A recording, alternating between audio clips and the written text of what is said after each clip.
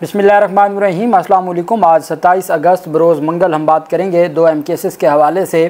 कौमी असम्बली में आइनी तरमीम आज बिल पेश करना था जजेस की तैनातियों से मुतल्लिक और मखसूस नशिस्तों से मुतल्लिक, लेकिन आज हुकूमती अरकान और हुकूमती इत्तेहाद बिल पेश करने में नाकाम रहा और पाकिस्तान तहरीक इंसाफ की जानिब से जो एहतजाज किया गया उसके बाद बग़ैर कार्रवाई इजलास मुलतवी करना पड़ा काफ़ी दिनों के लिए। और ये मैं समझता हूँ कि जो आइनी तरमीम लाई जानी थी और जिसको आज इंट्रोड्यूस करवाया गया था, आइनी तरमीम इंट्रोड्यूस हो चुकी है।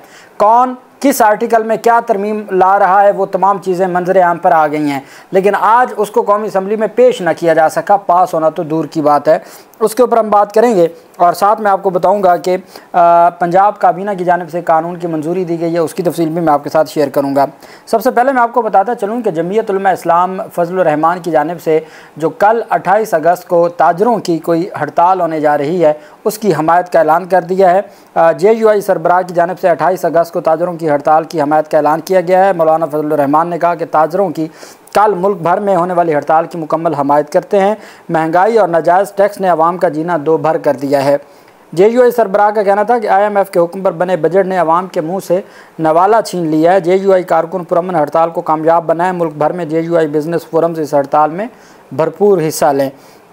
मरकज़ी तंजीम ताजरान और आल पाकिस्तान अंजुमन ताजरान ने ताजर दोस्त स्कीम और टैक्सेस के ख़िलाफ़ 28 अगस्त को मुल्क की शटर डाउन हड़ताल का ऐलान किया है। मुश्तरका प्रेस कॉन्फ्रेंस करते हुए काशिफ चौधरी और अजमल बलोच ने कहा है कि नाम नहाद ताजर दोस्त स्कीम नाकाबिल अमल होने के बाइस मुस्तरद करते हैं, लिहाजा ताजर दुश्मन स्कीम को फिलफौर वापस लिया जाए और दालों आटे समेत तमाम अशिया पर लगाया गया विड होल्डिंग टैक्स ख़त्म किया जाए। साथ FBR की जानिब से भी ये खबरें सामने आ रही हैं कि FBR ने कल के जो ताजरों का एहतजाज है उससे पहले ही रब्ता कर लिया है ताजर रहनुमाओं से और ये जो स्कीम है इसमें नज़रसानी का इंदिया दे दिया है। तो अभी तक तो यही खबरें हैं, देखना यह है कि ये मामला किस तरफ जाता है।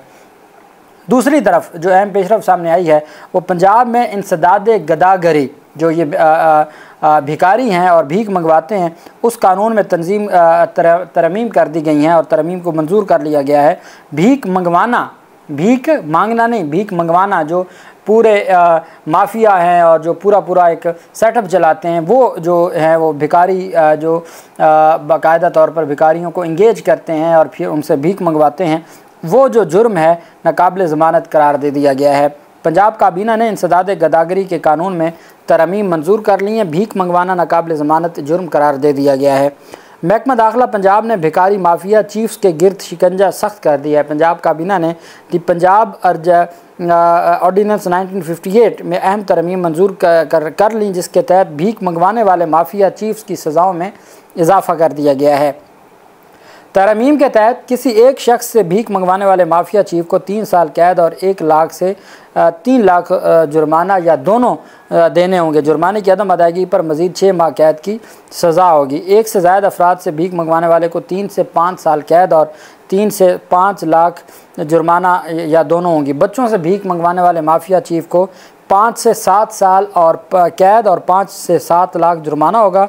जुर्माने की अदम अदायगी पर 1 साल मज़ीद सज़ा होगी। किसी बच्चे या बड़े को जबरी माजूर करके भीख मंगवाने वाले को 7 से 10 साल कैद और 10 लाख से 20 लाख जुर्माना होगा। जुर्माने की अदम अदायगी पर माफिया लीडर को मज़ीद 2 साल कैद की सज़ा होगी। एक बार सज़ा पाने वाले शख्स अगर जुर्म दोहराएगा तो ऑर्डीनेंस में दी गई सज़ा से दुगनी सज़ा और जुर्माना होगा। तर्जमान महकमा दाखिला पंजाब के मुताबिक पेशावर भिखारियों और उनके माफिया चीफ्स को कैफरे किरदार तक पहुँचाने के लिए इक़दाम ज़रूरी हैं। सज़ाओं और जुर्माने में कई गुना इजाफ़ा भिखारी माफिया की हौसला शिकनी करेगा और इस जुर्म को नाकाबिल ज़मानत जुर्म बना दिया गया है, जिसके बाद अब उनके लिए ज़मानत लेना भी मुश्किल होगा। चूँकि पहले वो काबिल ज़मानत था तो ऐसा कोई मामला होता था, बेलेबल ऑफेंस था तो वो जाके ज़मानत करवा लेते थे। अब वो ज़मानत भी नहीं हो सकेगी और ज़मानत का रास्ता भी बंद कर दिया गया है।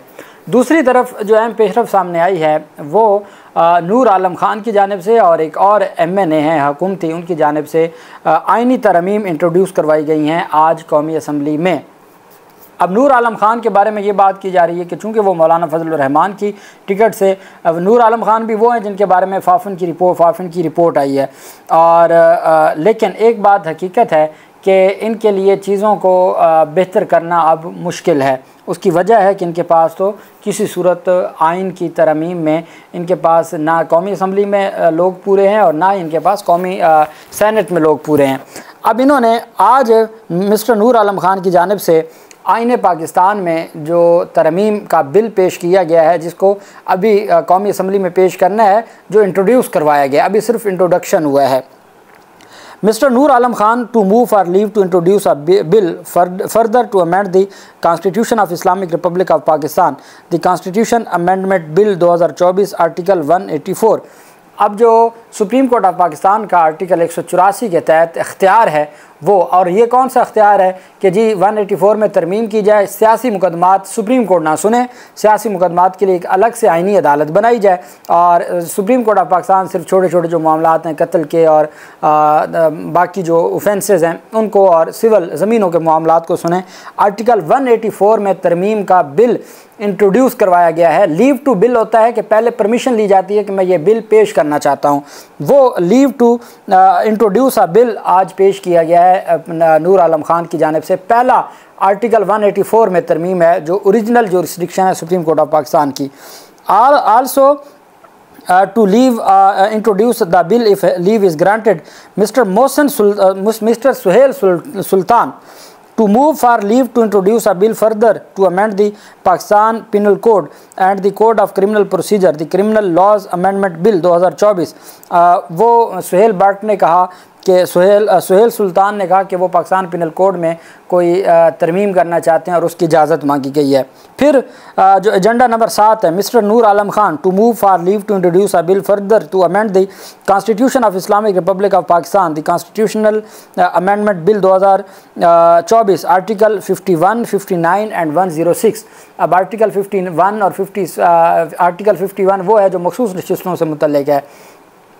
सुप्रीम कोर्ट के दायरा अख्तियार उसको ख़त्म करना, दूसरे नंबर पर मखसूस नशिस्तों का आर्टिकल 51, उसमें तरमीम का बिल पेश करने के लिए लीव टू इंट्रोड्यूस मांगा गया है। आगे सुनते जाएं। Mister Noor Alam Khan to move for leave to introduce a bill further to amend the Constitution of Islamic Republic of Pakistan, Amendment Bill Article 177, Article 193 and Article 208 of the Constitution of Pakistan। अब article 177 ये article 175 से लेके आगे 75A, 176, 77 और ये 184 तक जाता है। ये सारे supreme court of Pakistan, supreme court के जजेस की अपॉइंटमेंट, हाई कोर्ट के जजेस की अपॉइंटमेंट, चीफ जस्टिस, फिर आगे उनके मुद्दत जो है वो जज की। अब जब मुद्दत आप बढ़ा देंगे तो उसका मतलब क्या हुआ कि आपने उनको एक्सटेंशन दे दी। तो ये जो है वो 177 आर्टिकल में जो एक्सटेंशन की बात की जा रही थी वो ये आर्टिकल 177 में और आर्टिकल 193 और 208 में तरमीम। फिर mister Noor Alam Khan to move for leave to introduce a bill to repeal the contempt of court ordinance. अब रिपील से मुराद ये है कि वो चाहते हैं कि कंटेम्प्ट ऑफ कोर्ट ऑर्डिनेंस सारे का सारा मुकम्मल तौर पर ख़त्म कर दिया जाए। ये उनकी जानिब से contempt of court repeal bill 2024 पेश किया गया, लीव टू इंट्रोड्यूस मांगा गया कौमी असम्बली में। अब आज ये इतने अहम बिल पेश होने थे और आगे हुआ क्या। इन अहम बिल पेश होने से पहले आज कौमी असम्बली का इजलास हुआ और कौमी असम्बली का इजलास मुकम्मल नहीं था, कोरम की नज़र हो गया। आज कोरम मुकम्मल नहीं था। अपोजिशन रुकन औरंगज़ेब खिची की जानिब से कोरम की निशानदेही पर हुकूमत कोरम पूरा करने में नाकाम रही, जिसके बाद इजलास जुम्मा तक मुलतवी कर दिया गया, जबकि ऐवान में आज कई आइनी तरमीमी बिल्स पेश होना थे जो ना हो सके। वफाकी हुकूमत ने पूरी कोशिश की, हुकूमती इत्तेहाद ने वो कोरम ही ना पूरा कर सके। कौमी असम्बली का इजलास डिप्टी स्पीकर सैयद ग़ुलाम मुस्तफ़ा शाह की ज़ेर सदारत हुआ। नात रसूल कलाम पाक, तिलावत कलाम पाक और नात रसूल के बाद कौमी तराने के बाद इजलास की कार्रवाई का आगाज़ हुआ। नवीद कमर ने तवज्जो दिलाओ नोटिस पेश करना था, ताहम वज़ीर बराए आबी वसाइल की गैर मौजूदगी पर नवीद कमर ने उन्हें तनकीद का निशाना बनाया। नवीद कमर ने ऐवान में वज़रा की गैर हाज़िरी पर तवज्जो दिलाते हुए कहा कि मेंबरान बर वक्त पहुँच जाते हैं तो वज़ीर भी जवाबात देने के लिए होने चाहिए, तवज्जो दिलाओ नोटिस पर जवाब देने के लिए कोई वज़ीर नहीं है। नवीद कमर का कहना था कि अगर आज इजलास का आगाज़ 11:30 बजे सुबह होना था तो वज़रा की भी ड्यूटी है कि 11:30 बजे ऐवान में पहुँच कर जवाब देने के लिए तैयार हूँ। अगर हुकूमत हमें संजीदा नहीं लेगी तो दुनिया में कैसे संजीदा लेगी। इस मौके पर वफाकी वज़ीर बराए पार्लिमानी अमूर आज़म नज़ीर तारण ने नवीद कमर के मौक़िफ़ की तईद करते हुए कहा कि आज काबीना इजलास शेड्यूल था। कौमी असम्बली इजलास के बायस वफाकी काबीना इजलास रीशेड्यूल किया गया, फिर भी वज़रा ऐवान में नहीं आए, उन्हें यहाँ होना चाहिए था। हमारे कहने पर काबीना इजलास 10 बजे रखा गया। PTI के रुकन औरंगज़ेब ने नुक्ता एतराज़ पर बात करने का मौका ना मिलने पर कोरम की निशानदही कर दी, जिसके बाद अपोजिशन ऐवान से बाहर चली गई। गिनती मुकम्मल कराने पर कोरम पूरा ना निकला, जिसके बाद डिप्टी स्पीकर ने कौमी असम्बली का इजलास बगैर आइनी तरमीम पेश किए जुम्मा के रोज़, आज मंगल है, जुम्मा के रोज़ 10:30 बजे तक मुलतवी कर दिया है। ये आज अहम डेवलपमेंट सामने आई है। अल्लाह पाक पाकिस्तान का हामी नासिर हो। बहुत शुक्रिया। अल्लाह हाफिज़। पाकिस्तान जिंदाबाद।